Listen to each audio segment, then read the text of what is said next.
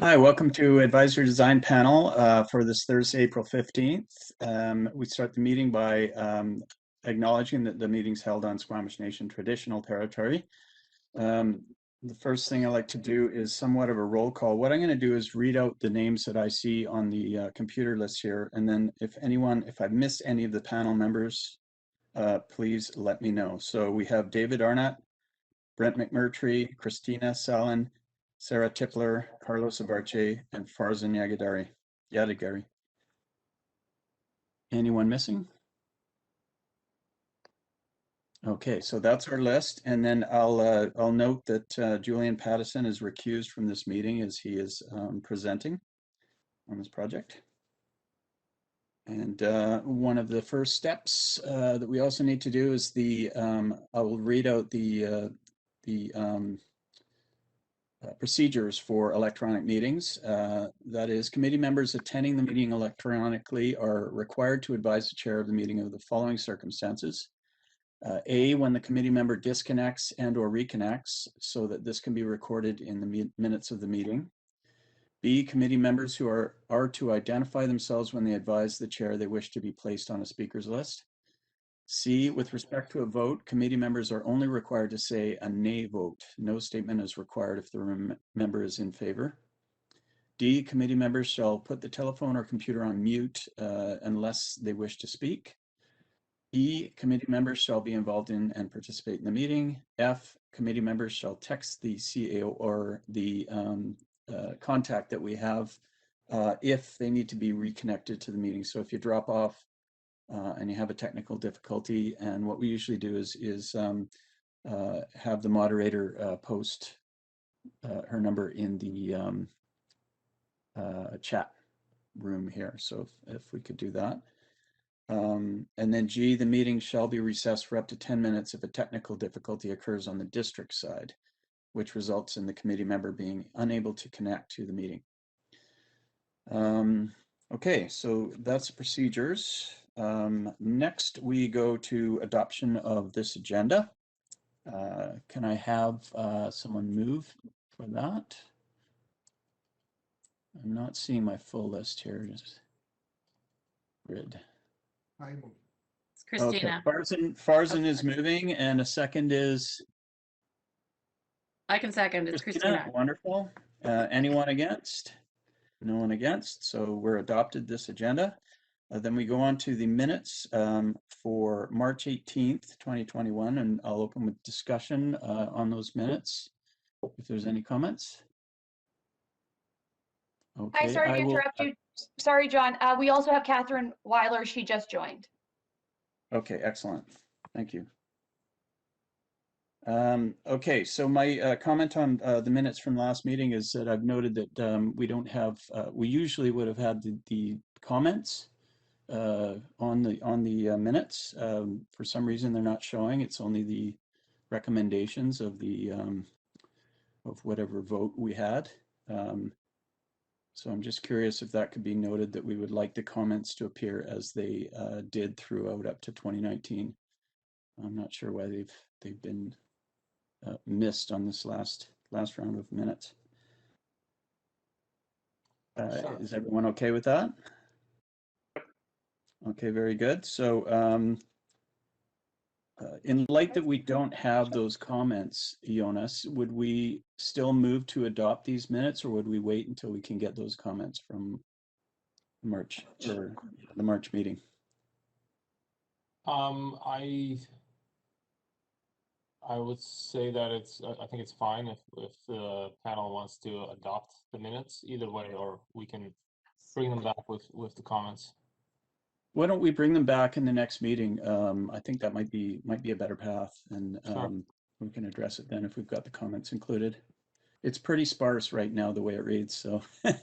Yeah, and also I think a reminder that I think the panel needs to be voting on the comments at the end. Just so we make sure that staff are capturing the right comments. Yes.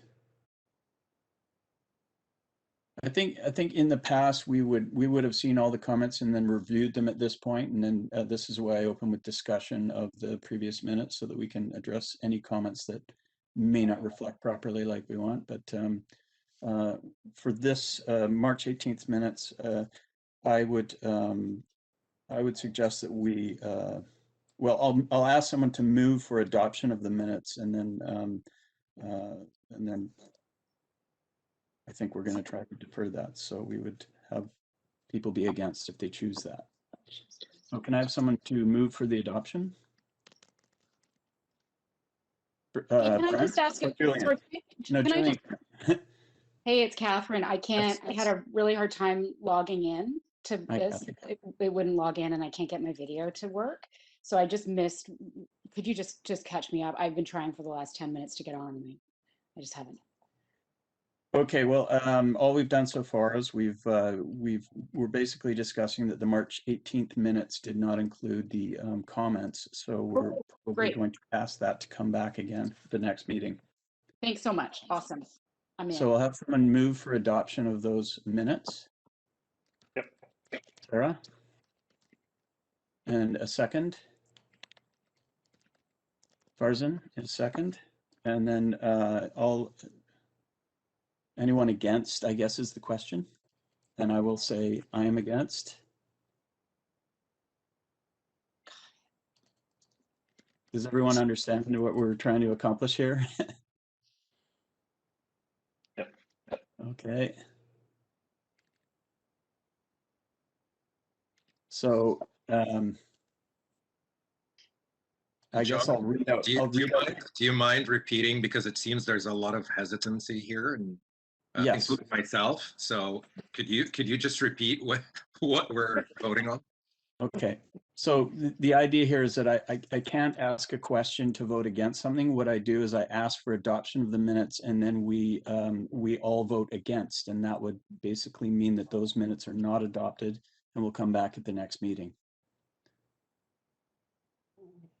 Why would you, if I may have a suggestion, I think, why would we not just defer that for the panel rather than vote against the minutes?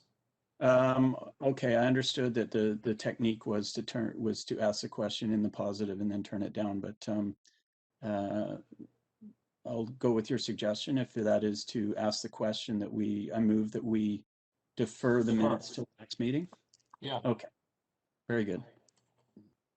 Okay, so that will be the question, that we defer these minutes to the next meeting, and I'll need someone to move on that question. Brent, Sarah, second. And we'll call the question. Anyone against? No one against, so they will be deferred. Okay, sorry that was a little bit of a struggle. Okay, so the first business arising as we go along here is DP 558 1189-1201 Wilson Crescent, and I will hand over to our planner. If I may also, Yes. I'm going to introduce the planner. Certainly. It's Rich Prahalad. It's his first ADP meeting with the District of Squamish. Rich has recently started with us as a planner, and he's got some active transportation and GIS background, and has done some work in California as well as in BC. Over to you, Rich. Welcome. Thank you. Good afternoon, Advisory Design Panel. Today I will be presenting DP 558 for 1189-1201 Wilson Crescent.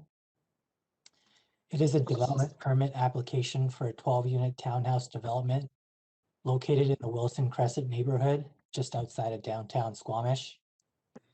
1189 Wilson Crescent and 1201 Wilson Crescent will be consolidated, resulting in a 2,741 square meter lot. It is zoned for multiple unit residential RM1. The units vary in size, with 8 3-bedroom units at 1,340 square feet and 4 4-bedroom units at 1,756 square feet. This section of Wilson Crescent is a one-way street with traffic flowing from west to east. The development will be accessed off of Wilson Crescent south of the site.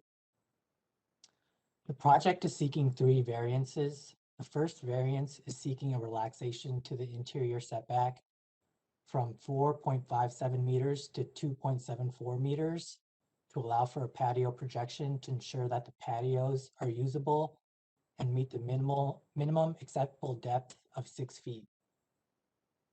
The second variance is seeking a relaxation to the rear setback from 9.15 meters to 5.32 meters to accommodate additional floor area as well as patio space.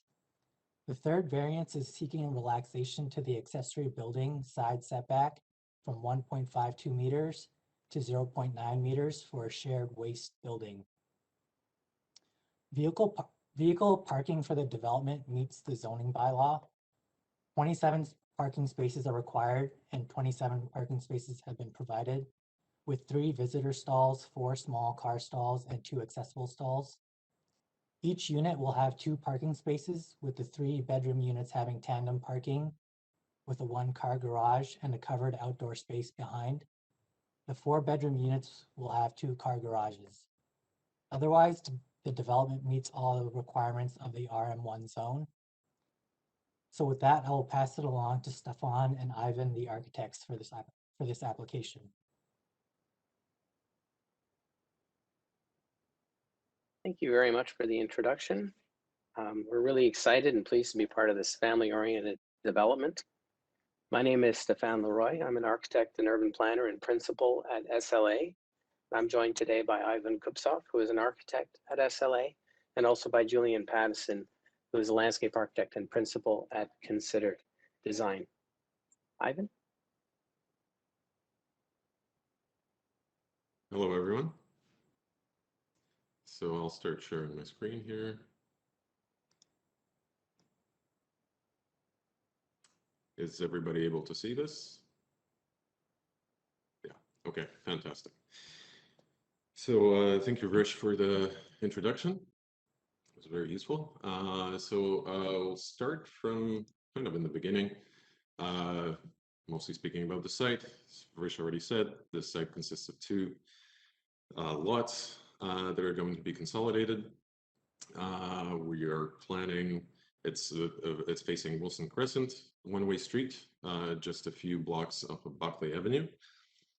The governing guidelines are for this particular site are DPA 3 and Wilson Crescent Community Microplan.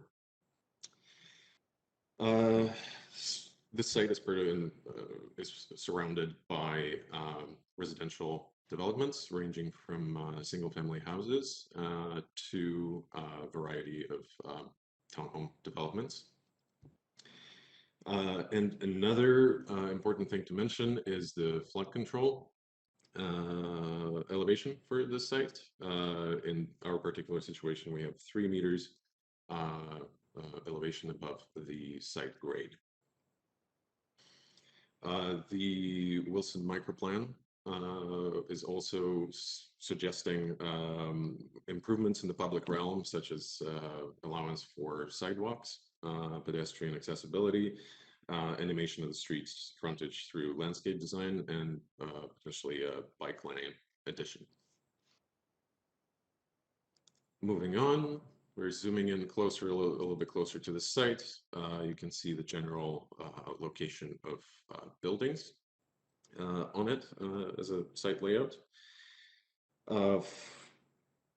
Generally, our intent here is to create, instead of creating a singular building, we're trying to break it up into smaller buildings. Usually, most of them have 2 units inside of them, in order to achieve higher porosity of the site and permeability of the building fabric. And as you can see, we have the central circulation achieved through a Woonerf type access as the main access for the entire site. As mentioned previously, there are some variances requested in the realm of the setbacks. And to expand a little bit more on it, one of the things to mention is that the city has expressed an interest in a statutory right-of-way for street improvements along Wilson Avenue, specifically for pedestrian sidewalk with accessible let downs. And that is one of the things we are providing. And as a result, we are requesting variance for the backyard setback of 2 meters. So as you can see, we're pushing in at the front, Wilson over here. That is the, sorry, this is the front setback over here. And then we're proposing variance at the back over here. The blue lines are showing the setbacks as per the guidelines and the zoning bylaw. Moving on, you can see the generic massing for the development. You can see the 3-bedroom townhomes along, kind of, as you can see at the back over here. The front volumes here represent the 4-bedroom townhomes.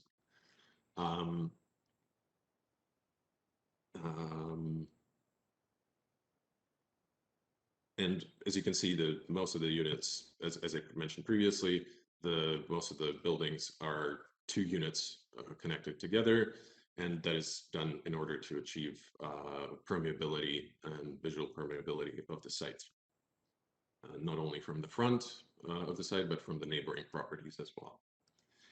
Moving on, we're looking at more the refinement of the architectural expression of the proposed development. As you can see, we're proposing somewhat of a playful roof profile for the buildings here, inspired by the surrounding mountain ranges. And in addition to that, we're doing some facade plane alternation here, as you can see over in the front of the buildings. That is being done in order to break up the facade quite a bit and reduce the perceived scale of the buildings, so it's a little bit more human scale. Additionally, you can see that we're introducing livable size and generous size patios at the front of the buildings facing the public Woonerf. And additionally, we're proposing patios, balconies at the back, facing the backyards of the buildings as well. So looking at the outdoor spaces here, as you can see in the front setback, as requested again by the city, we're proposing a parklet or a pocket park at the front.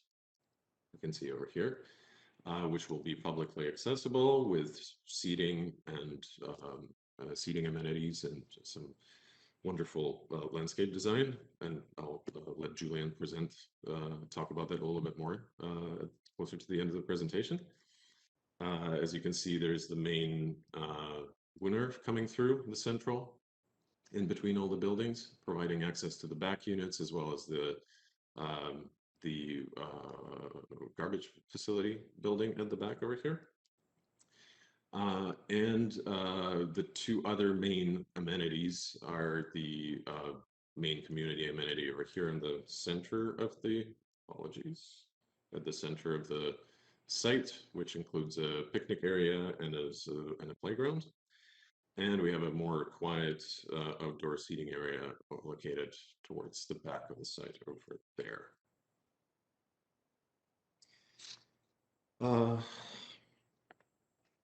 So moving on, you can see here some solar studies showing the shading on the sites and the surroundings. This is in addition to the sun studies that we produced as a request, as per request from the city, showing the how the sun interior solar how the sunlight, sorry, penetrates the volume of the building and how it relates to the depth of the unit overall. So looking at the, all right, sorry, looking at the southwest corner of the development over here from Wilson Street, you can see that we have the front yard landscape is pretty ample over here. We can see the pocket park over at the back, and we have the sidewalk coming through at the front. You can see that the buildings are differentiated with exterior cladding between each unit, and as well with the playful roof profile that you can see over there.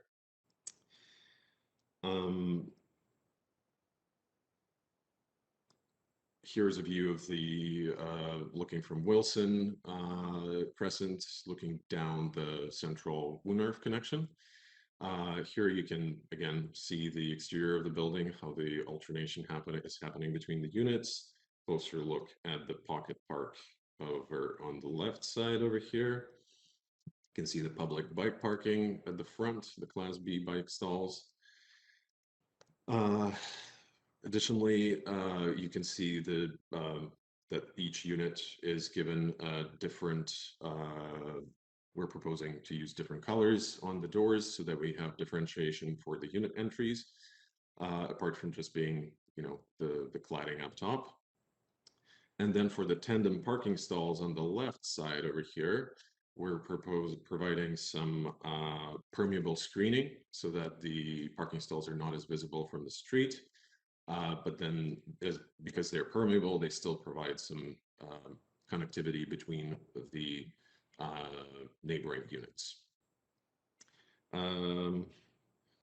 So going kind of towards the center of the site, here we're looking at the main picnic area, the central amenity space. This again is illustrating the patios that you see along the main Woonarf and the central access for the site. You can see the secondary, the quiet seating amenity tucked away in the back over there. And again, the color-coded suite entry doors. This is a similar view to what we have seen previously, but kind of a wintertime shot showing how cozy it is in there. Here I would like to speak a little bit about the lighting on the site, lighting strategy. In general, we're trying to, all the lights trying to be facing down. We're planning to provide as much as possible the lighting for pedestrian level lighting in bollards and posts along the central Woonarf, as you can see over there. The rest of the lighting will most likely be activated through motion sensors in order to conserve energy and so on and so forth. And of course, energy efficient LED fixtures throughout. Moving on, this is a little bit more of a zoomed out view at the same corner we looked at before. As you can see, the public amenities here again, the pocket park, the sidewalk, the accessible sidewalk here. Unfortunately, we have not, the rendering is not showing. There are, as you'll see in the next drawing, there are accessible let downs provided at each end of this new sidewalk. So we'll have an accessible let down and / car entry at the center, and then at each end we'll have an accessible let down as well.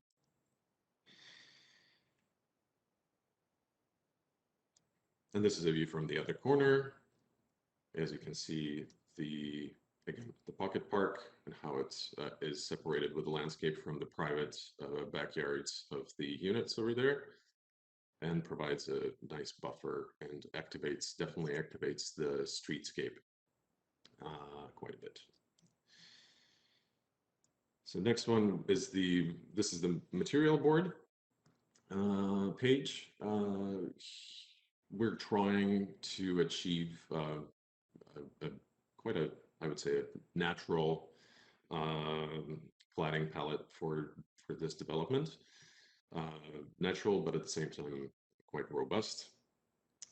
The main two materials we're using are wood, shiplap vertical siding. One will be stained dark, walnut brown, and the other one will be left untreated in order to develop a natural patina.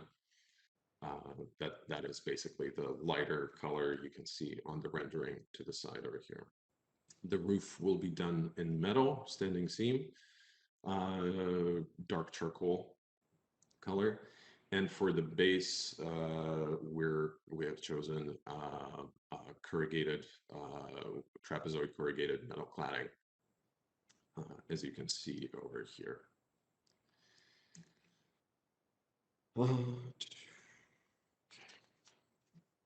So here we see the plan of the overall development. I'll start at the front. You can see that here we're showing the sidewalk at the front of the development along Wilson Crescent. Here are the let downs that I mentioned previously at each end of the sidewalk. Then we have the pocket park over here with a few benches and trees to provide some sun protection. And there's further landscape interventions along the front yard, as you can see over here. Speaking of other amenities, you can see the communal amenity space in the center with the picnic area and the playground. The communal amenity seating is the quiet area is located over here. Speaking of the tandem parking that we have for the 3-bedroom townhomes, you can see over here, specifically in these units, we have one inside the building, one stall inside the building, one outside the building. And then additionally to mention that the garage space is a bit larger than the parking stall itself, so there's ample storage for any other equipment that people might have in there apart from just their bikes. For the bikes, you can see that they're marked as these small boxes over here. Some of them are horizontal, some of them are vertical bike stalls.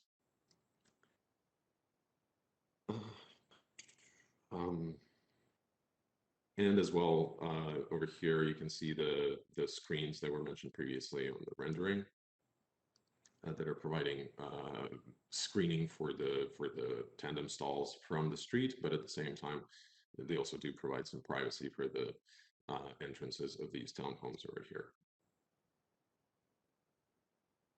Jumping a floor up, you can see over here the patios that are facing both the central Woonerf and the backyards over here. Again, as mentioned before, we're trying to achieve, we're making the size of the patios we're trying to make them as livable as possible, so that for potentially, as you know, the families, whoever moves in, families grow, they have more and more space to use, and it's more flexible in a way for them to use as they please. Additionally, these type of things do provide a degree of passive surveillance, so that all of these open areas in the center of the development will be under passive surveillance, providing some sense of security. And at the top floor, we just have bedrooms with washrooms, and each one will have their unique, apologies, something is jumping on me over here. There we go. Will provide the vaulted ceilings following the patterns, the profiles that you have seen on the previous slides. So elevations, the first elevation at the top over here is the elevation off of Wilson Crescent. You can see that the 2 units at the corners are their main entries have been flipped to face the Wilson, the street, so that they're animating, as apart from just the landscaping and the pocket parks and other interventions we have there.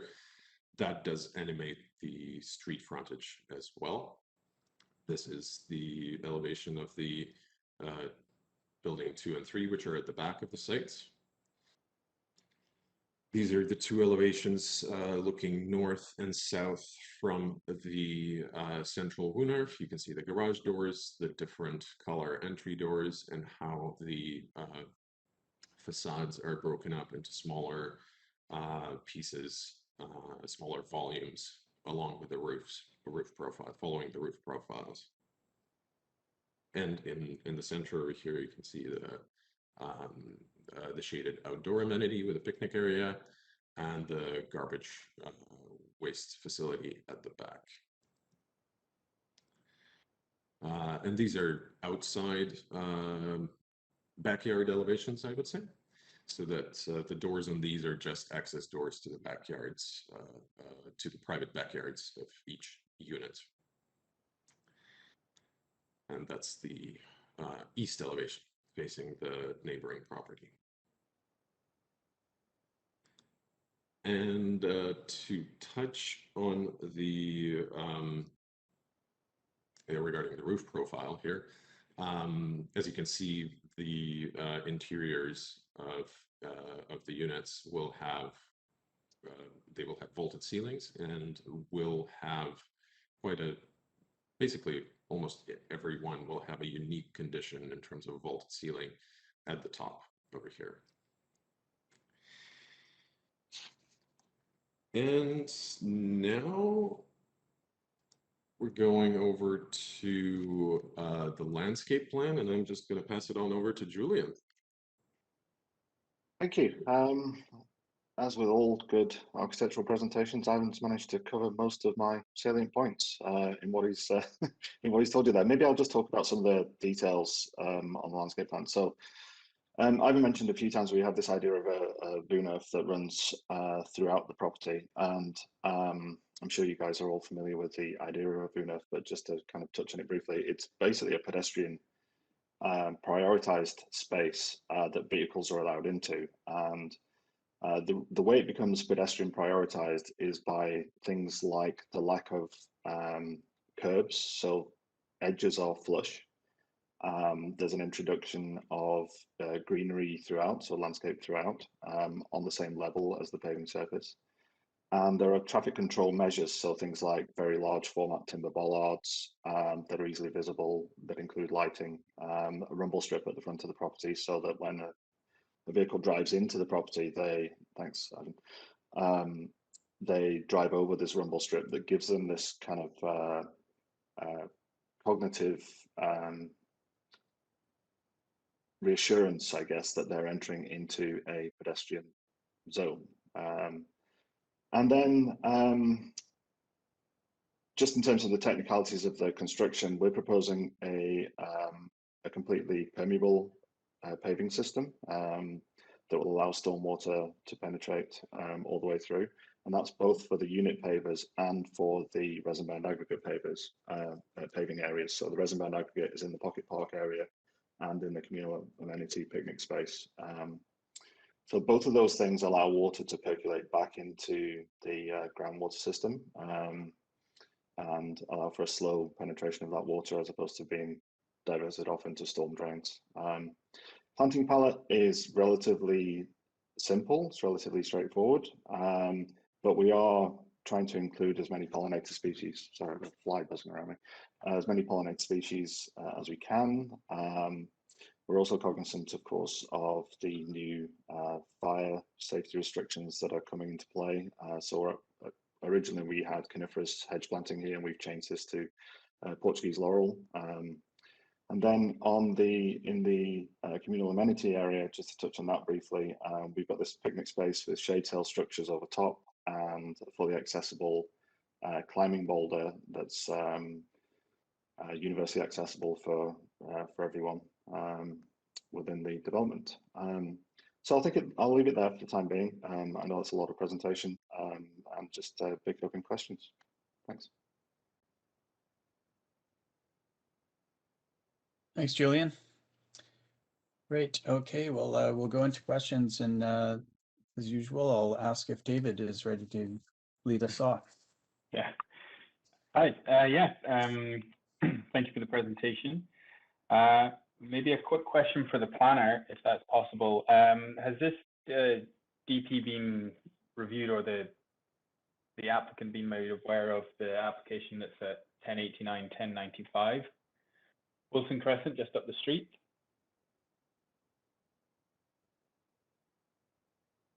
Through you, Chair, I have not had any discussions with the architects about that project. Okay. Question back to the applicant then. The screening, it's not mirrored in terms of the only one side of the units have screening, the other sides don't. Is that correct?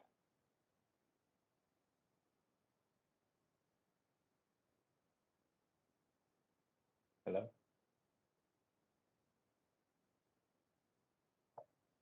You're on mute, Ivan. Ivan. Sorry, I thought it was previously working with a space bar. Apologies. So basically the original idea of these screens was the initial idea of the screens was to cover the visual of the parking, of the tandem parking stalls. So that's why we're providing them on the left side of the WinRF, as you can see on this side, on this slide. Whereas on the other side, we're keeping things a little bit more open. Okay. And any consideration to having someone's, on the right-hand side, someone's front door adjacent to the neighbor's garage door? Well, I'd say that it's absolutely possible to introduce screening to match the kind of the conditions on each side of the WinRF. Absolutely. Okay. Just a plan question, really. It might not be a design guideline, but the duplexes, which I think they're marked as townhouses, but the duplex to the east, there's no, can you confirm that there's no interior access to the garage? So if you wish to go to the rear patio, you have to go out the front door, through the garage, out the back? Or am I reading it wrong? That's correct. Yes. Okay.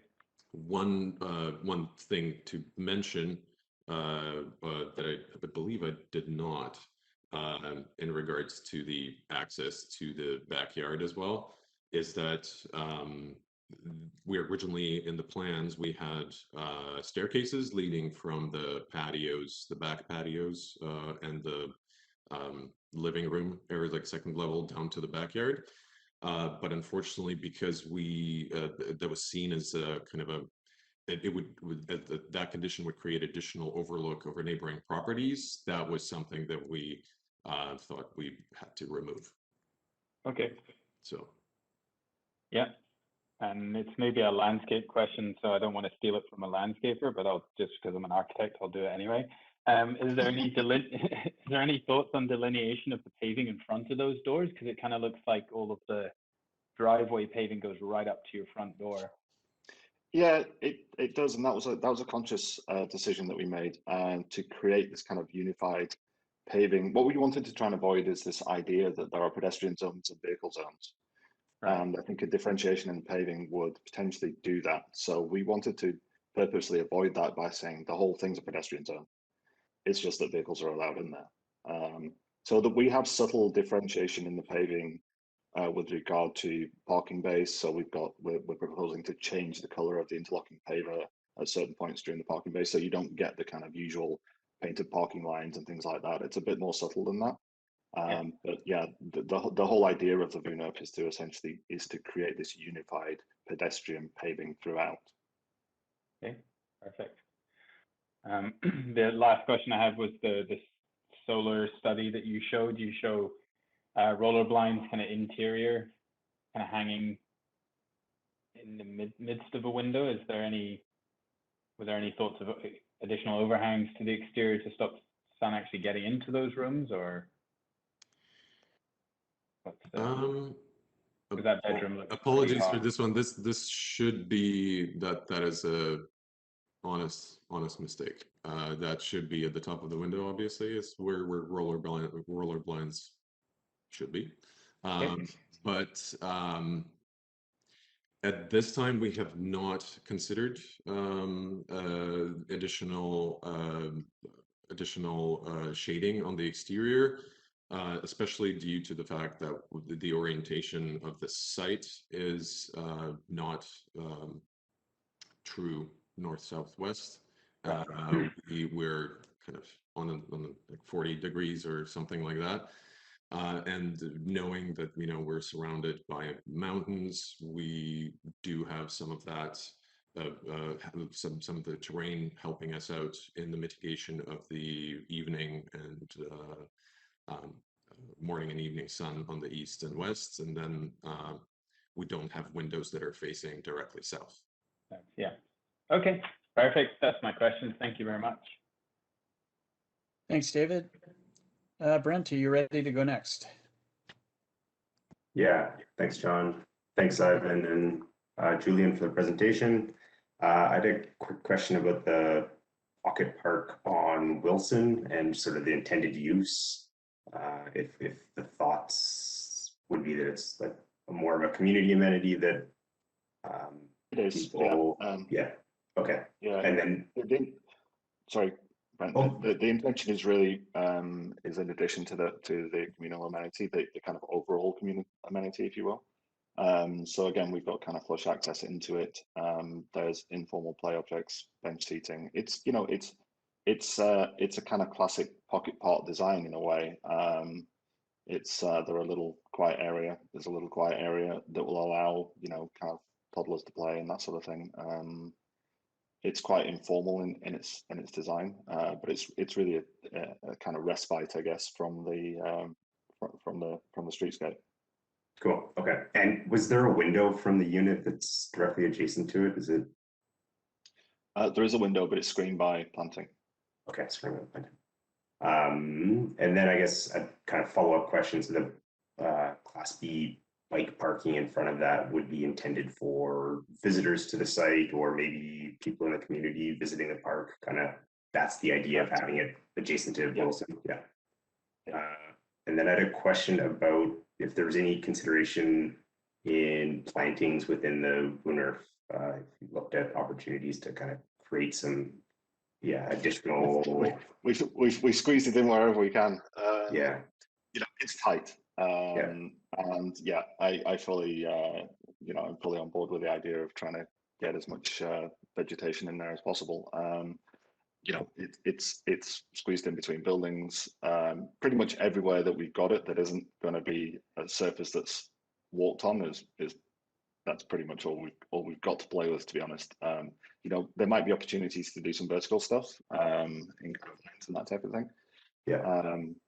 And that's kind of where our thinking is going with it. But in terms of the horizontal plane, I think we're kind of maxed out. Okay. Yeah, I think that's it for questions for me. Thank you.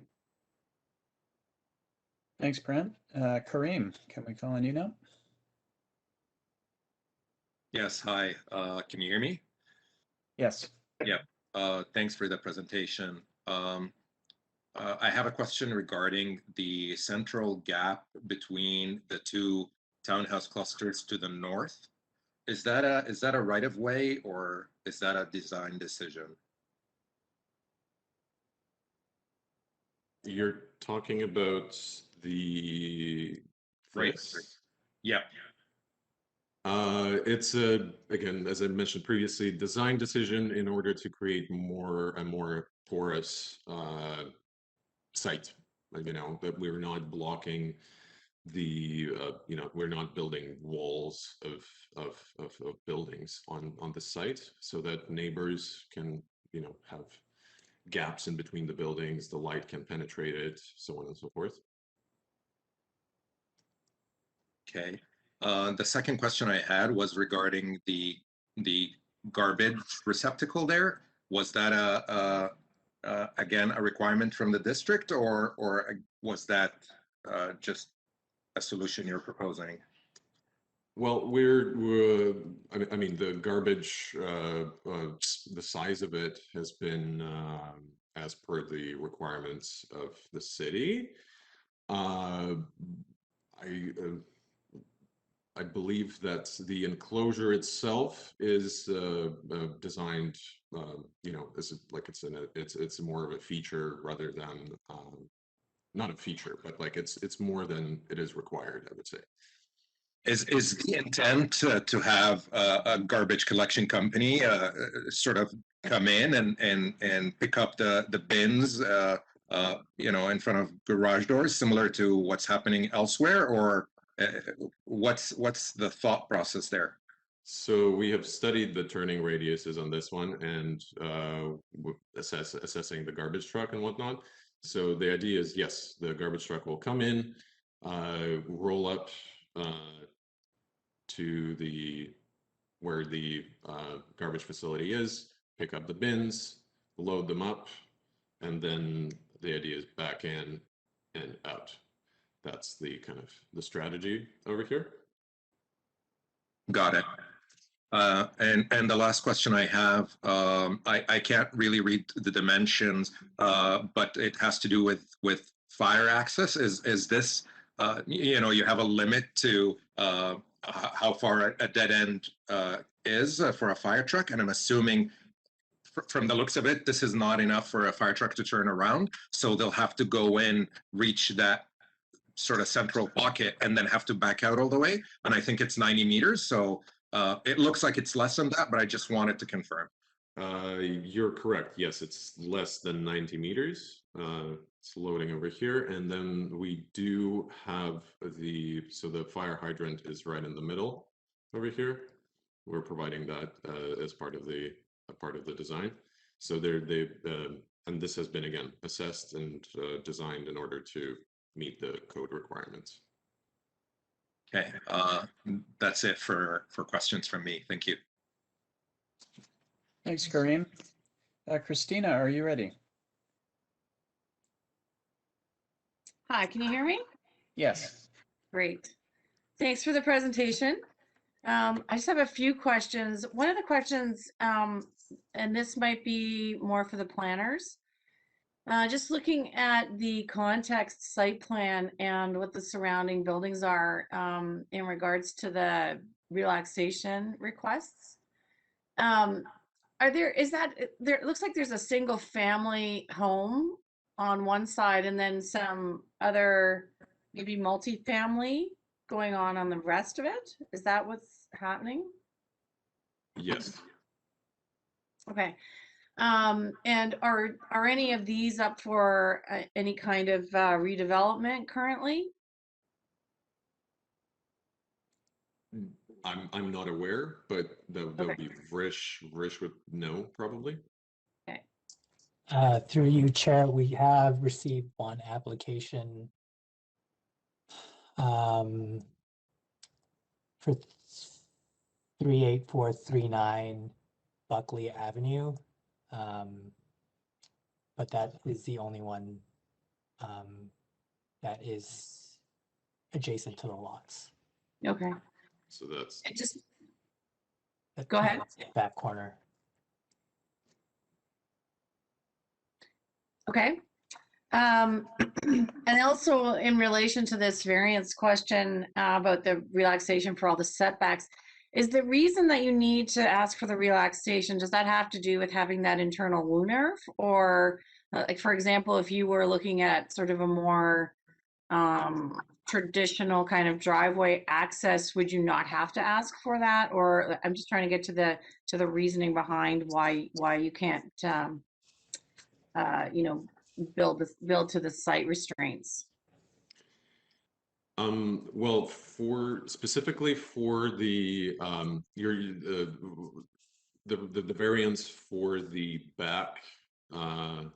backyard, relative, so the backyard setback, that is coming from the fact that we're providing a statutory right of way for the sidewalk at the front over here. So that's one thing that we're asking 2 meters. So we're giving 2 meters here. We're asking for 2 meters at the back. And then the protrusion of the balconies and the patios into the setback and the interior setback over here. That one is, again, as you can see, like we're the Woonerf itself is really from the size standpoint, it's not larger than a 2-car drive aisle, so we're not trying to make it larger or anything. So basically, the buildings, the location of the buildings and everything, that kind of dictates how close we're getting to the setback. And then additionally, with the size of the units, right, the townhomes being 3-bedroom and 4-bedroom, being more family oriented and kind of looking towards, you know, family growth, and that also dictates the depth and size of the building footprint itself. So that's why we're you know, by placing all of this where it is, like we're pressing against the setbacks. And then, as you can see, only the balconies, the patios are projecting into the interior side yard setbacks over on both sides. But again, we're trying to provide as much outdoor space to these units as possible from the standpoint of future livability for, you know, families and growing families. Okay. And the right of way for the sidewalk, is that a new condition of this development, or was that always the condition? I'm not. The new condition, Ivan. That was a new condition Okay. requested by the district. Yeah. Okay. Okay, and then I'm also just wondering, I think in the report, it says that the seating requirements for the landscape are not met in section N, and I'm just wondering why the quiet seating area and the picnic area wouldn't meet those requirements. It's a very good question, Christina. I don't know. Okay. I don't know if anyone has an answer. We have lots of seating. You know, there's large bench seating, there's picnic table seating, there's seating in the pocket park, seating in the quiet area. We have a lot of seats. Yeah, I was just a little confused about that one because it says it does not meet the guideline, but that just might be a mistake. Sorry. Oh, and also I'm just wondering, were there some very valuable mature trees that were removed? Is there and that because that also is not, it says that that's not being met in the guidelines. So I'm just curious if you know, there was some thought put into that, and if maybe there, you know, was a stand of trees that could have been saved that wasn't. Yeah, so with the trees on the current trees on site, we do have some larger trees located throughout. But unfortunately, in order to provide proper grading and site servicing, we need to raise the site about 3 feet. And that, I believe, I'll let Julian correct me if I'm wrong, but that is not the kind of the addition like of soil that the trees can kind of survive, really. Yep. Yeah, makes sense. Okay, that's it for me. Thank you. Thanks, Christina. Sarah.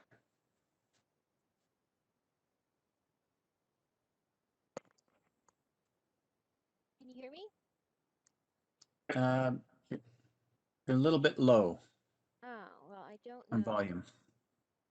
It's not bad though. Let me turn. Does that make any difference to my volume level? No, You kind of sound like John did. but we can hear you.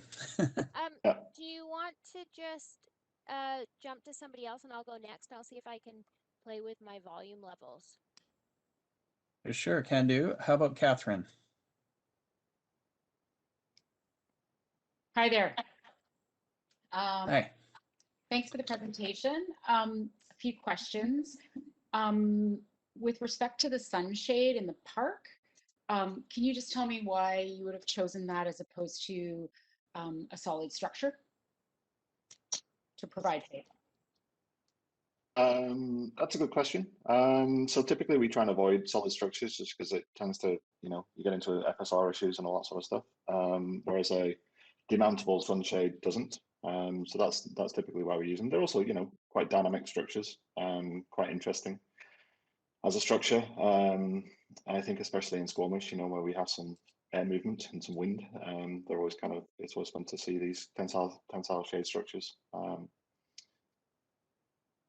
So that's the reason why we go from really. Have you done a study? I guess maybe not a study, but how resilient is this sun structure going to be to wind? Because it's a very windy site. Yeah, they're extremely resilient. We've done them on roofs in the city before, and they're extremely resilient. They don't move. Okay. And in terms of just following up on the question about mature trees, have you guys met the tree bylaw in terms of ones that you've taken out and then added the additional trees that are required? I believe we have, yeah. There's a lot of trees going back in. I forget what the number is now, but you just have a look. Okay, be good to just know because there's a certain number. 28 new trees going back in. And what's the requirement? Based on how many? Because it's based on the caliper size of the trees that are taken out, and then what needs to be replaced based on that, and then the caliper size of the trees that need to be replaced. Yeah, correct. I don't remember off the top of my head, but I remember thinking it wasn't an issue because we had so many going back in. Okay. And then my other question. Okay. My other question is, why the choice of the Festuca glauca? Principally from an aesthetic perspective, low maintenance, drought tolerant. It also provides seed for birds to feed on. So those are the typical reasons why we use it. Okay. And have you had success with it in other sites? I just know that from quite a few sites in Squamish, and if you even go across the street to the Current, which is the other site, there's considerable die-off because of how wet it is in Squamish. So have you made an assessment of that? Yeah, drainage, etc. is going to be absolutely, we're going to be redoing the whole thing basically. So I'm not anticipating any drainage issues. So, in terms of longevity of the species, it should be absolutely fine. I don't anticipate any issues with it. I totally agree. I wouldn't put it in a wet site, but I don't think we'll have a wet site here. Okay. Okay. I've just noticed it not do well just from the amount of rain. So you're not concerned about the fact that it's a rainforest? We're going to be all this thing's going to be built up on an entirely permeable subbase, so rain's not going to be an issue. Okay. Okay. And watering them might be. Watering them might be. Okay. Is there what kind of irrigation are you putting in? It's a full high efficiency. We don't specify the irrigation system, but it's basically, it would be a higher efficiency rainbird or similar irrigation system. Sorry, I just missed the last part of that. What did you say? It's a high efficiency rainbird or similar irrigation system. We don't specify it. It's a design build item. Yeah, we normally basically stipulate it as a performance specification. So it'll be something similar to the rainbird type system. Okay. But a drip irrigation, you don't specify. Yep. And then a question for Ivan is the choice of the color, the cladding is white. Is that what I'm seeing? Is it a white cladding for the buildings? Yeah. For the base, for level 1, yes, it's white. It's white. And have you used this material, the white material in particular, in Squamish in the past? And how does it wear with the level of rain, mildew? How does it look over time? Because it's a corrugated metal, pre-finished corrugated metal cladding, it should not have any issues in terms of staining. And if anything, any kind of dirt starts building up on it, a hose will take it all off in no time. It even has some, like one of the things is, the graffiti resistance, things like that. That's totally possible for a material like that. So it shouldn't, like any kind of dirt or mildew, like shouldn't be a problem. Okay. Great. That's all I have. Thanks so much. Okay, thanks, Catherine. Sarah, shall we have another go?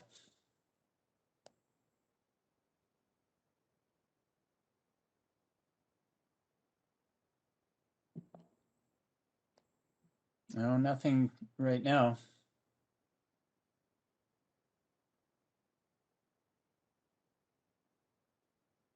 I don't show you as on mute, but I'm not hearing anything.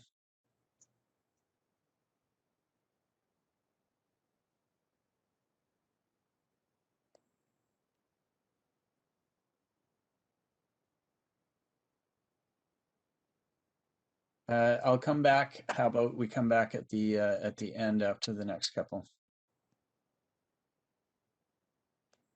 Okay.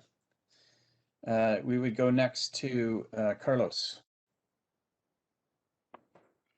Hey there. Thank you for the presentation. I was wondering, did you explore a zero overhang for the roof line?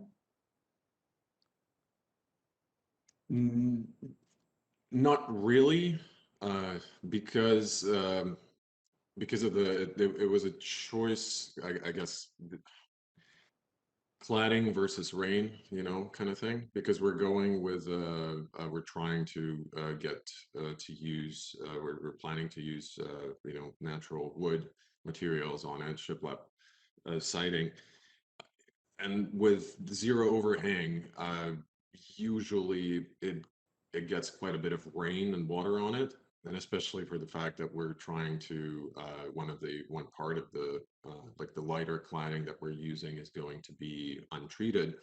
We want to provide some protection, some overhang over there. Okay. And did you look at anywhere else more internally within the site for those bicycle racks? The ones at the front? Yeah. I'm just thinking, like, if it's me and I'm visiting a friend, I'd much rather my bike not be on the front of the street as opposed to... I think for a situation like that, you'd probably even drop it off in their garage, maybe, if you're visiting a friend. But this is more like, I guess, it's one of the, I believe, the part of the guidelines that we have to provide the parking, the bike class B closer to the front of the site, but I might be wrong.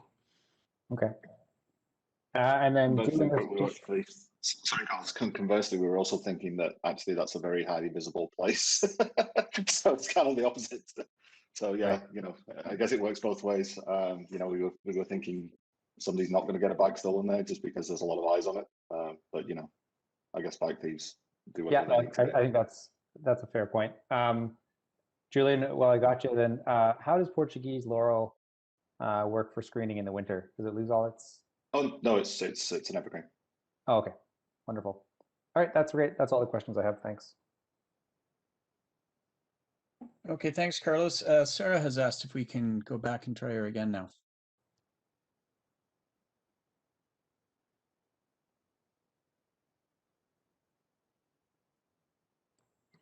I'm not hearing anything yet, Sarah. Can you hear me now? Ah, there we go. Yes, that's good. Oh, that was a lot of effort. Okay, so my questions are, I'm very confused about the accessible stalls in the 4-bedroom townhouse. Can you explain? The size is smaller than the others. It's really only one could fit in there as a single accessible parking. Can you explain what your reasoning is to have? I think there is that's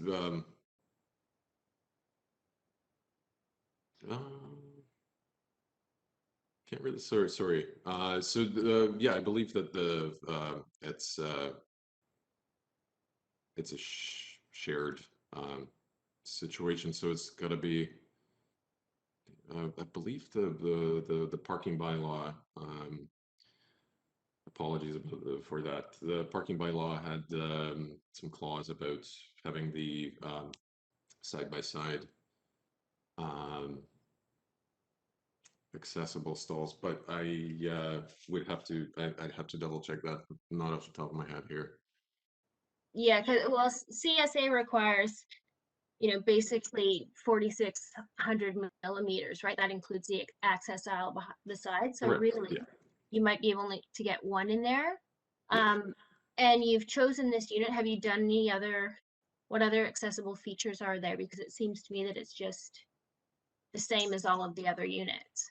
There's not any additional Yeah. space So I in the don't think. bathrooms or adaptability. So I'm a bit confused. Also, I believe that the I don't think there is. Don't think there is. That's a strange one because I don't think there's any difference. Like we did not because especially because of the fact that. Sorry. I can jump in if you like. One of the site constraints that we have here is the flood control elevation, which requires that all habitable space be 3 meters above grade because of the flooding. So what we're imagining is that the unit can be adapted with a chair guide on the stair itself. Yes, thank you. Stair lift. But other than that, there aren't, and all of the ground spaces are fully adaptable, fully accessible spaces, but the unit themselves are not.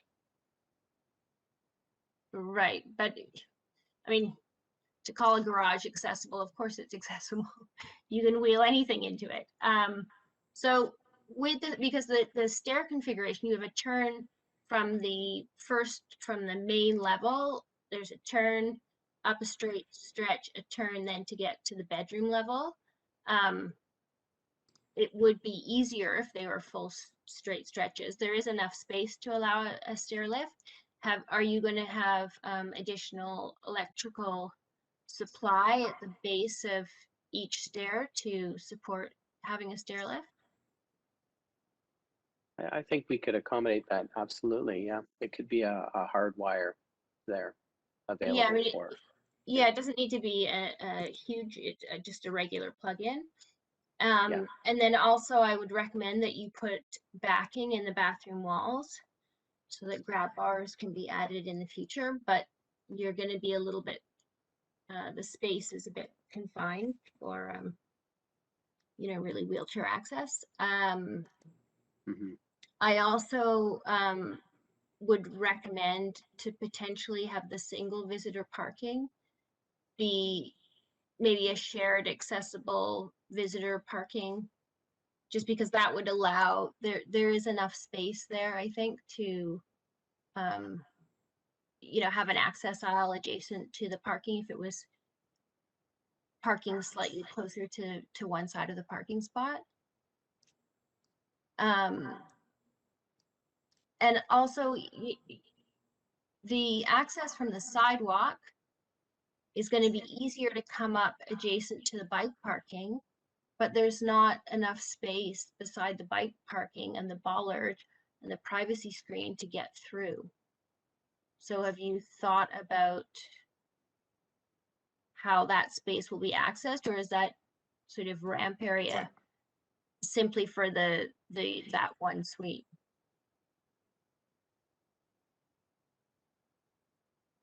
sorry, just wanted to confirm which space you're specifically, you're talking about So where, this area over here? Yeah, yeah. I think Sarah's talking about the area north of the cycle parking. It's a good point. The bollard's kind of in the way. Actually, we might need to reconfigure that. If we move that bollard slightly, I think we can get enough space in there. Yeah, you need about a meter, maybe slightly Yeah. less. Yeah. And then Julian, can you explain the surfacing product that you're using in the pocket park and the picnic area? Yep. So it's it's what's known as a resin-bound aggregate. So that's a fancy way of basically saying it's kind of a decorative gravel that's bound together by an epoxy resin. So it's a smooth surface. It kind of looks a bit like gravel depending on what aggregate you choose. However, it doesn't get kicked around. It works just like asphalt essentially, except it's entirely water permeable. Cool. Okay, and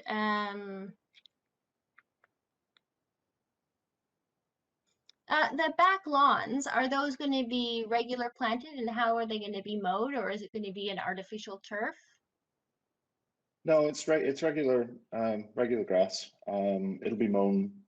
I mean, the intention is that each unit basically looks after their own. So yeah, it's normal grass. Okay.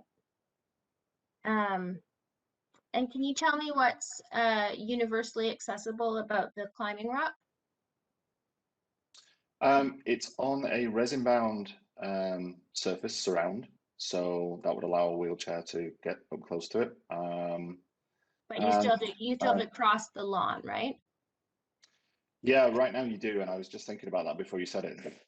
So it's kind of, we need to get a wheelchair to it. So right now it's a bit of an island. So I think we'll be in design development. We'll be adding some route to it and from it.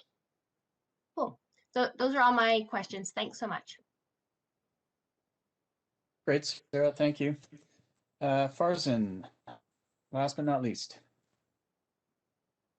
Thank you.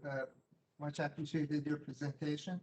One of my questions actually is Sarah's question, and I'm really confused about that parking, handicap parking. But I had a question regarding, I think it is building number 3, the tandem parking. How much backup space do we have behind it? Between the stall, the tandem parking and the building next to it. You're talking about this area over here? It seems to be less than a parking stall by itself. It should be about 22 minimum. I don't remember. The question is. Yeah, we have it set. Sorry, don't have a exact dimension over here, but it's about the same as the depth of the parking. It's like 5 point something meters. Question to the staff. Isn't it should be more than 18 feet, I think, but I suggest you can double check that. For the sidings, could you tell me what kind of wood are you planning to use for the siding? Currently, we have 2 options. We have number 1 that is, I believe it was, we're looking at yellow cedar. Stefan, correct me if I'm wrong. And we are also looking at Akoya. And are you concerned about the maintenance with this pattern? Well, that's part of the idea that there will be maintenance on it. Specifically for Akoya, does not require as much maintenance. But cedar. Cedar will. Yeah. But I can also add one comment there is that we have some successful projects where we've used vertical yellow cedar cladding, and we have coated it in beeswax, and it's absorptive beeswax. Other than reapplying it after 5 years, 5-year increments, there's no need to sand or do any additional maintenance to it. That's if we use the yellow cedar. With Akoya, there is no maintenance necessary, and it has a 50-year warranty. So if it suits our client's budget, then we're hoping for the Akoya. Sure. And with regards to the overhang and protection of the siding, how much overhang do you have? About a foot, is it? That's correct. And do you think that will cover 3-story? You mean like protect the wall over 3 stories? Well, of course, with with the winds and the rain going on an angle, of course not. But it will provide some degree of protection that is required. And with the roof profile, are you concerned with the snow accumulation and potential leak with the valleys between them? I not really, because we'll be detailing the all those valleys carefully and thinking through all the details and providing ample drainage at the front and the back of the valley. So it has to drain at the both sides. The snow should melt and goes at the side. Otherwise, it stays there until it melts. Correct. Yes, we'll drain it both ways. Okay, and what's the distance between the bedrooms? I think it's between building 1 and 4 and 5, and maybe decks. How much? I tried to read it, but it seems like a 7 meter. Is it? Between you mean in the middle, in the center? Yeah, bedrooms. Between the bedrooms? Yes, 2 different buildings. How much distance do we have on the 3rd level? Level 3. Sorry, like Level, this? yeah, level 2, we don't have much of a privacy and we don't have a window. Bedroom, level 3.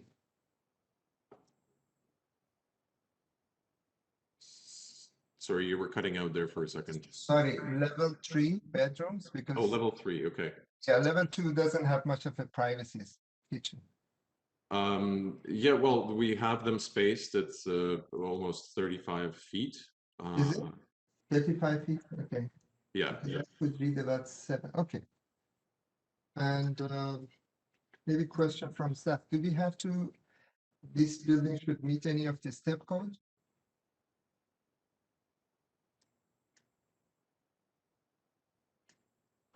Through you, Chair, this building should meet step 4. Step 4. And does it? Are we going to meet step 4 for this building? If we're required to meet step code 4, we will meet step code 4, yes. Right, okay. Thank you, John. That's all of my questions. Okay, thank you, Farzan. Okay, before we go to comments, any other questions from anyone? I have a question. Okay, go ahead. This question is for Julian. I believe there's lawn in the north. I'm having a hard time orienting myself into this property, but I think there's lawn in the north It's end. kind of like that. Sorry? North kind of goes like that. Okay. So I'm assuming that part of the lawn in the north end has some lawn on it. I'm just wondering if you guys have considered using a lawn alternative like the beach turf that's more shade tolerant and Yeah, absolutely. Yeah, we're using BTEP on a number of projects now, and yeah, it's great. And absolutely, we'd be thinking about that. Yeah. Okay. And then the question I think is probably for Ivan or for Stefan Leroy, which is if you're planning to go with yellow cedar, where are you sourcing the yellow cedar from? And is it first or second growth yellow cedar? We don't know at the moment, but it's definitely something that we're keenly aware of. And certainly we'd be looking for selectively logged yellow cedar. Our preference is to use Akoya because it's very, very long lasting. But yes, we're very sensitive to that. Thanks for bringing that up. Okay, thanks a lot. I'm good. Okay, thank you. Okay, well, we will go to comments, and I'll go back up to David to start for comments. Yeah, hi. Overall, I think it's a really well put together development, not overdeveloped. I was trying to put it in a question, but I think I'll just put it in a comment. The palette and the orientation, including the colored doors, is fairly similar to the application for 1089, 1095. I don't believe it's an issue, but maybe the applicant may want to have a look at that planning application, maybe speak to the planners about it. Some of the door and corner conditions are quite similar. So just in order to make this as unique as it wants to be, might be worth viewing it in with that. I'm supportive of the variances. Appreciate the mix and the number of exterior options and the sort of modulation that you put in there. I would definitely see it as a requirement to have some form of interior access out to that rear garden at the back. I do agree that stairs might be too much, but some form of access to use that space from the interior would be good, not going through the garage. I appreciate the variation in the roofs. Yeah, I also really appreciate the kind of porosity that you put through the site, not connecting a lot of these units up, which we may have seen from other people. So yeah, really great. Thank you very much. Thanks, David. Thanks, David. Brent will be next. Great. Yeah, thanks to all of you. A great presentation, and excited to see something that I think provides like a good mix of sort of, yeah, townhomes that I think are needed for growing families, kind of as Ivan is saying. One piece, I live in a townhouse complex that's a bit older, and something I struggle with a little bit is creating that sort of central community hub for a unit or a development like this. And I like seeing the park and the climbing area. Sometimes I think screening is good for privacy, not good for community, and something that I think needs to be balanced. That's my own perspective. I think the Wooner works well in this condition, and really nice to see a permeable surface and the textures that really kind of lets drivers know that they're in a shared space. Always have a bit of a concern with, you see Squamish townhouse complexes with lots of vehicles, and don't want to see this Wooner filled with lots of parked vehicles. And so ensuring that space is a priority for pedestrians, I think, will continue to be important. Yeah, I also like the varied roof line, and I think that the variation in setbacks and color and spacing works really nicely and creates a nice product. So yeah, similar to David, I'd be in support of the variances that are being requested, and I think overall it's a great project. So thanks. Thank you, Brent. And we'll go to Kareem. Yes, again, I reiterate, my colleagues, thank you for the presentation. I do have a couple of comments, and I want to put them out there. The first one, and if you may go back to your site plan, I don't particularly agree with that gap. That I understand you're trying to make the site permeable, but this, to me, it came at a cost of making a more significant amenity space. Just looking at the site plan right now, if you slide the top northeast 2 units, if you slide them down and have a longer building and sort of combine that green space with the little bit of green space to the right of the garbage room to the big community area, and have a bigger sort of chunk of public, or sort of amenity space, that would be better. I don't see the use of this, 7, whatever the width is between the 2 units. It'll end up being, almost used by these 2 units, as opposed to a space that could be shared by everyone in this community. So this is my first comment. I think there are some siting issues here that could be tweaked. The second issue I have is with the 2 units facing Crescent, sorry, Wilson Crescent. If you go back there, I'm a fan of your roof profile. I champion that, and I like the attempt and the boldness. But unfortunately, these two elevations facing the street are very uninviting. I understand that this is maybe because of solar orientation, and you're trying to minimize it. But these slits that are on the side are almost gestural and not you know, really creating a sort of an inviting elevation while walking on the street or driving on the street. It feels like the sides of two buildings, which they are.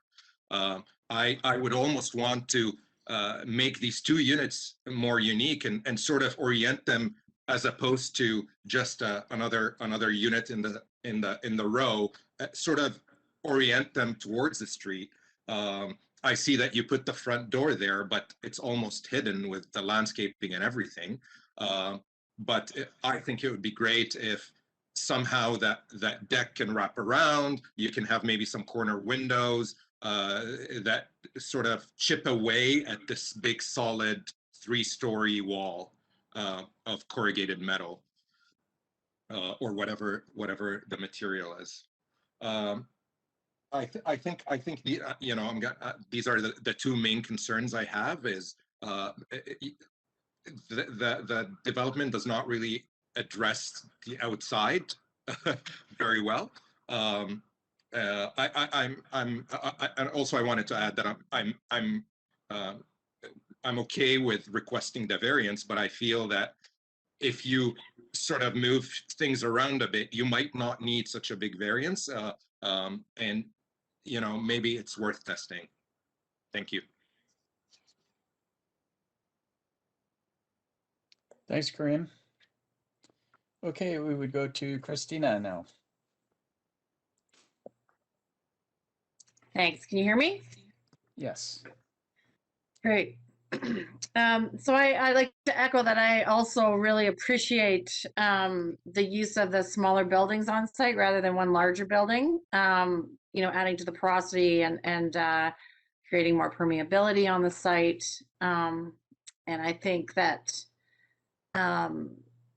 you know, in terms of the variances, I'm always cautious, and it's probably the planner in me just, you know, about setting precedent in that neighborhood because there's so much development that looks like it probably will be coming up.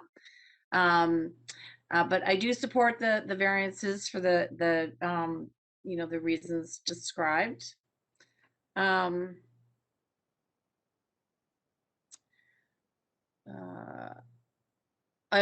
So in terms of the landscaping, I appreciate using the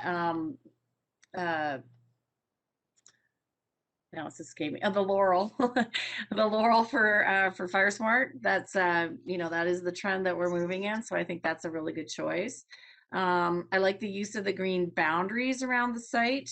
And I think a mix of the of turf and bee grass would be really interesting. And I love the idea of the different textures that you could create there. I like the idea of the Woonerf. For me, I think I traditionally associate Woonerfs with more commercial environments. But I see its merit here. I do feel, and my initial reaction was definitely that, wow, there's a lot of hardscaping. And I'd love to see more green in there. And I think somebody else also mentioned that in the questions. And you know, I understand that there really is, you know, it's a tight site, but if there was any possibility of adding some more green in there, of course, I would always recommend that. And then also just in terms of the, you know, it is a very uniform paved area. I know that was intentional because you didn't want to differentiate between pedestrian and vehicle, but maybe there's an opportunity to create a little bit of an artistic element to it in the paving that doesn't denote specifically its use, but maybe it's a subtle pattern or something that Yeah. sort of maybe brings even a public art element into it or something to consider there. Let's see, I can't read my own notes here. I think the plant palette is appropriate. It complements the natural feel of the architecture. I think that the colors and the textures will go very nicely together. The wooden bollards, I think, are amazing. I love them. But I look at them and I think maintenance right away. So that I'm not sure we can do about those kinds of things. I think they are intended to wear and look like they're worn. And that's just the way it is. Yeah. But that's it for me. Thanks. I think it's a great project. Thanks, Peter. Thanks, Christina. Sarah, would you like to go next? I sure would. Can you hear me still? Yes, we can. Excellent. Okay, so just I appreciate the presentation. I love the roof line. I think it's really unique, and I feel that the site is inviting to come in, just with the lighting as it's showing in the rendering. You know, makes it feel welcoming. I would suggest that you address the pinch point by the bike parking for a bit better flow. It might just mean moving that bollard around. Additionally, extending the resin surface just to the surface surrounding the universal accessible boulder. I would be inclined to switch the accessible unit or accessible parking beneath the unit to a 3-bedroom unit. That way you could you won't be losing a parking spot, because if you have it in the existing location, you'll only be able to have one person park in that garage, and there's no parking in front of that garage, so that could be a concern for you. And it seems that the size of the washrooms are exactly the same in the 3-bedroom units relative to the 4.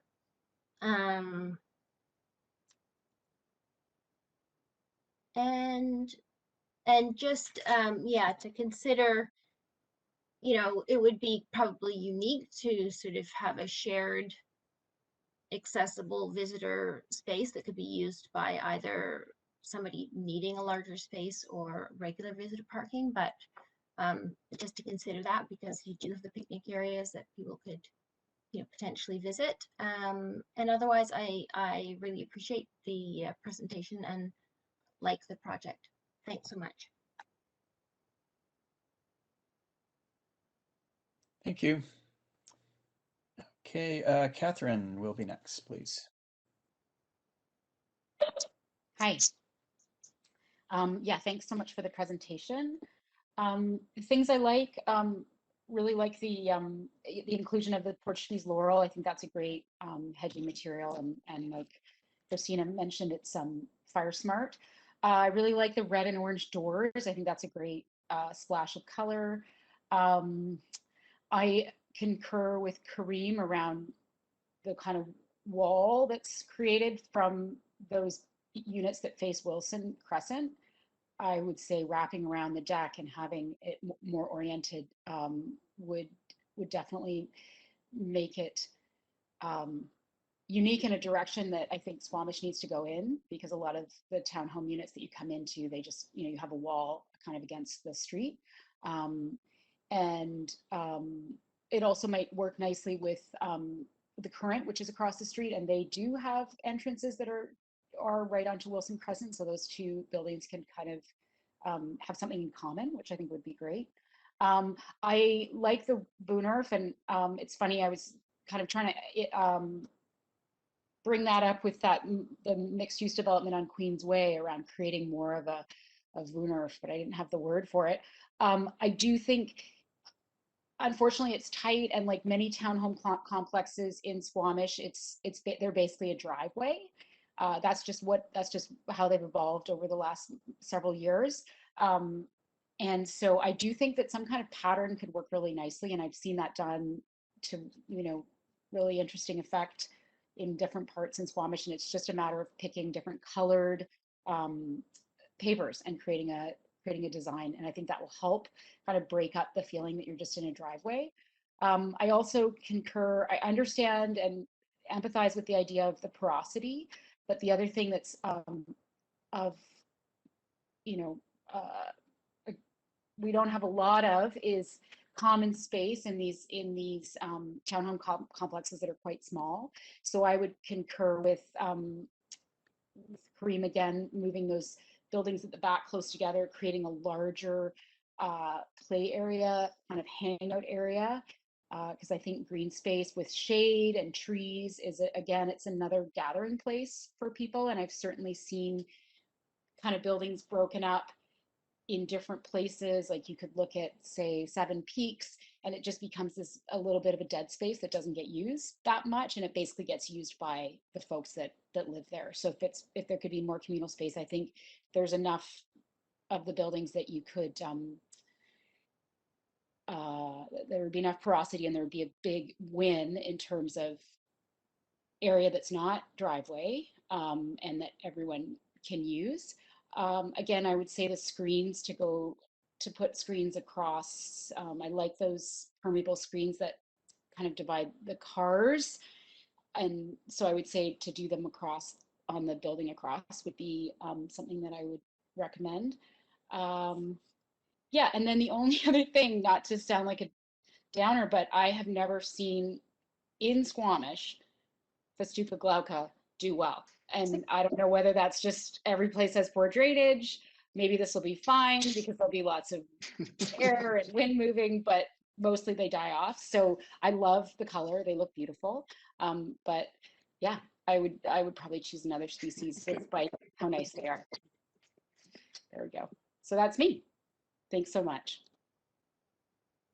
Thank you, Catherine. And Carlos now, please. Yeah, thanks very much for the presentation. Overall, I do like the project, and I think it should be recognized that it goes a long way to fit this kind of missing middle housing policy that we have within the district. The fact that you have kind of provisions of 4-bedroom units in this form, which should become theoretically a bit more affordable, I think it is a very good thing.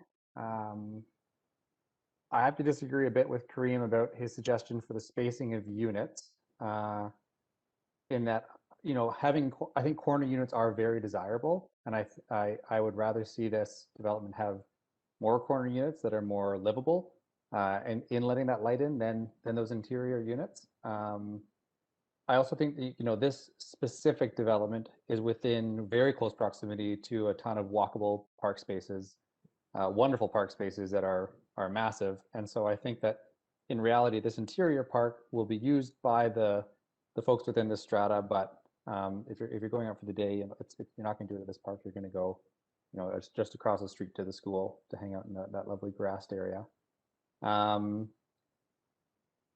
I also think it's a step in the right direction to have this broken massing when you compare it to some of the surrounding development. And this is an area that is under a lot of change. And so if we can see this kind of 2 very large single family home lots swapped for, you know, 12 units of housing, that goes a long way towards our goals of densifying within the community and those items that are identified within the official community plan. I support the Woodruff Street. I don't disagree. You know, if there's opportunities for planters or some pockets of planting, I think that's a good thing. I don't know if I would like to see the palette of the treatment change. I think it's really quite nice expressed the way it is on these renderings. So I'll vote in the alternative for that one. Of course, I like the material choice on the buildings. Well, we love wood over here, so good on you for proposing that. And because it is a strata, I hope you do go with the Akoya choice, just for maintenance. The rear setback, I believe, is supportable, especially within the context of the adjacent lot. You're backing onto a fairly new townhouse complex that also seems to have quite a close setback to the rear lot line. So I think that is appropriate. And I'll just put a side note out there to Jonas in the planning department, is I think that within DPA 3 that we should have a second look at that section 36.10A, which just talks about requirements for building to be highly articulated, and I'm glad that didn't get really. Doesn't seem to be that much pushback within the report. I think this building is sufficiently articulated, especially within the roof line. But as we move towards more efficient buildings, I think we need to just take a second look at that requirement, because at some point we're going to butt heads with that, and so better to deal with it sooner than later. And that's all the comments I have. Thank you. Thank you, Carlos. Farzan will be next, please. Yes. Thank you very much for presentation again. I'll be very quick. I echo David's comment with regards to the exposed tandem parking. I wish there are not so many exposed. Maybe we can move the overhead doors to cover the parkings. I'm not so crazy about the color palettes. I wish there were some more brighter colors, but that's fine too. I do support the variance. I think that's fine. It works with the site. And I echo Karim's comment with regards to the streetscapes on Wilson. I think we need to work on the facade toward Wilson. Is quite black. So I'll make it quick. That's all my comments. Thank you, John. Thank you, Farzan. That's great. My only comment would be I really actually appreciate this project. It feels a little bit more European to me, and it's really creative in that sense. And I would support Carlos's suggestions about the separation. I actually really appreciate the separation and the additional trees and the way that helps the view and the feel of the space, and also the end units. So it would appear that if on the comments that we're almost evenly split within the panel on that, some would like them together and some apart. So I'm sure that can be absorbed by staff or council as they see fit. And that's it for me, other than well done, and thank you for a great presentation. Is there any other last comments from the panel? No more. Okay. We would then move. Yes. Sorry, Sarah? just one more comment, and it's just a consideration of whether or not to add some additional green, if there could be some planters on the balconies that could have, drainage set up so that they're not going to be maintenance issues in the future, but that might be one way of encouraging a bit more growth. I mean, you're showing them in your rendering, but if the planters aren't there, then you might have all sorts of things on those decks. So just a comment. That's a great point. John, I got one more too. Jonas kind of mentioned it when we kicked off the beginning of this meeting about, on certain items, it might be good just to get a reflection of where design panel is. I'm also curious too, because we've heard from kind of 4 members about this, those buildings on the north side being together and creating more park space versus them being apart and having the interior units. Would you be amenable to holding a quick little straw poll where we put our hands up for one or the other, just to see where it all falls out? I'm not sure. I think we've heard the comments, and I'm not sure how that would resolve itself. I think the comments as they stand from each of the members for or against can be read by staff and council and absorbed. And that's unless you've got somehow in mind how this would resolve at the end if we did have a vote. My only thought is that if the recommendation is not to come back to advisory design panel and it is instead to work with staff, I think that can often be very unclear when it gets brought back to the staff level as to, okay, well, 2 said you were for it, 2 said you were against it.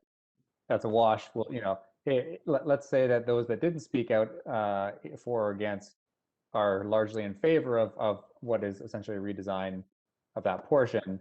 That's probably something that'd be useful for staff to know if they're working with the applicant on those comments. And may I? Yes. Previously, from my long experience of sitting here on ADP, is that we did used to do votes on the recommendations. so that there would be an item and we would weigh it, and instead of, okay, well, 60% are for this comment and 40 are against, and then at least it was giving some sort of number to that. So I would support Carlos's suggestion to vote on some of these bigger comments.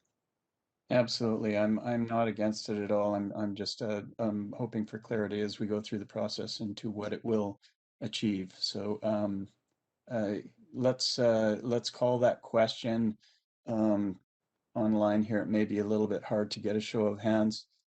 I wonder if I should read through the list and say yay or nay. Could I just make a quick comment, just to clarify for me? I just want to say I'm also concerned about giving a variance to sites in this area, because it's there's going to be so much development there and it's already really tight. But I also appreciate what Carlos said about the benefits of having corner units.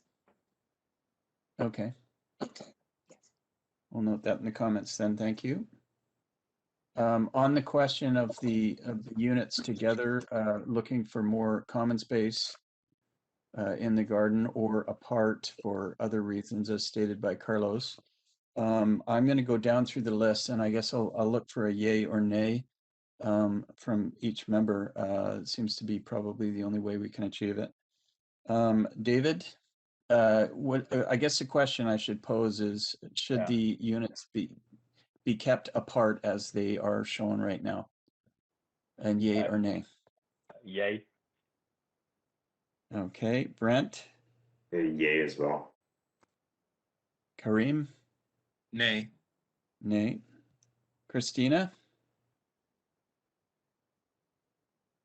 Yay. Yay. Sarah? Yay. Catherine?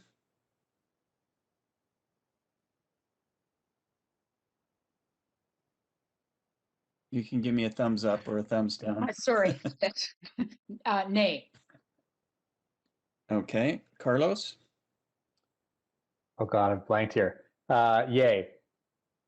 Okay. And Farzan? Yay. Okay. And for myself would be yay. So the yays are the supporters of the design as it stands, and the nays are looking for joining those units together and seeking a better common space in the garden. And I'll trust that our note taker will note that accordingly. Any other comments beyond that? Okay, I'm going to look for the recommendation. I'll read the recommendations as I usually do, and then we'll go into a discussion of which one. Recommendation A is that the advisory design panel supports the project as presented and does not need to see this project returned for further review. B is that the advisory design panel supports the project in general and would like the applicant to work with staff to resolve following recommendations.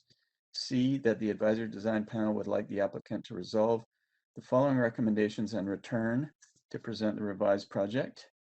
And D is that the advisory design panel does not support the project as presented for the following reasons. I would suggest, given our conversation, that B might be appropriate, but that is open for discussion in general. I would make a motion for B. Yeah. Okay.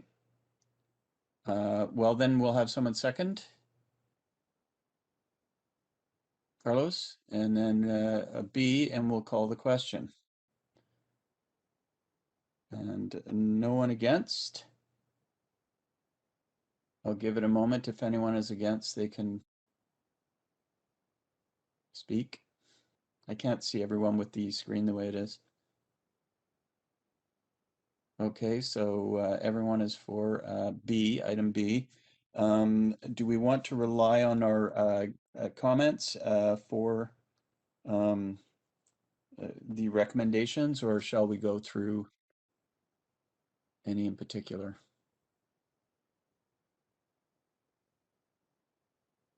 Kareem?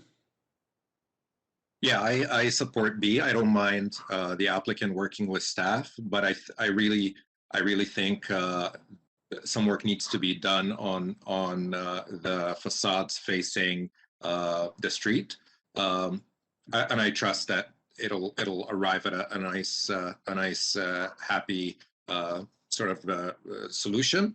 But yeah, that's my 2 cents.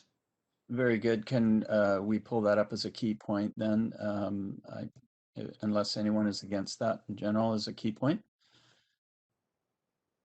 Okay. I'm actually against it because I like how it is right now, very simple. So that's Okay, I actually agree with you, Sarah. But okay, well, you see, once we get into the various points, we could have votes on all of these. So I think it's best for the staff to interpret the comments from the discussion that we've had, unless there are some very important. I mean, if Kareem feels this is very important, then we could, of course, go through everyone and see what are the thoughts. I support Kareem's idea of working with the front facing Wilson Crescent. So I just yeah, but I'm comfortable with staff taking a look at that. Yeah, I would suggest that it's a key point, and we can rely on the comments that that have been taken so far towards it. But we'll just bring it up as a little bit more important than the rest of the other comments. If there's anything else that you feel it should be heightened on the list, please let me know. I'd say one more thing that would be on my list is just really consider breaking up the palette of the pavers. I know that there were some folks that thought that it looked fine, but I do think it's quite uniform, and yeah, so just at least talking about some ideas, so it doesn't feel like such a parking lot or a driveway. Yeah. And a bunner, because there's not a lot of greenery that's breaking it up. Yeah. Okay. Okay, so I think that we'll go with that as far as our comments are and converted to recommendations are, and of course we can always look at the minutes in the future if there's further discussion needed. So we'll say that we're done for this one, and really appreciate the presenters and the project, and thank you very much. Thank you. Thanks, John. Thank you. Thank you very much. Thanks, everyone. Thank you. Thank you. Okay, so this will we will need someone to move for termination. that would be me. Oh, Sarah, Sarah beat me second. to it. I'll second. Is that Carlos David. seconding or Brent or David David? second. David. Thanks very much, David. Anyone against termination? Go enjoy the sun. Yeah. Okay, Okay. thanks everyone. Have a great day. Thanks, everyone. Bye-bye. Fresh. Bye. Thank you.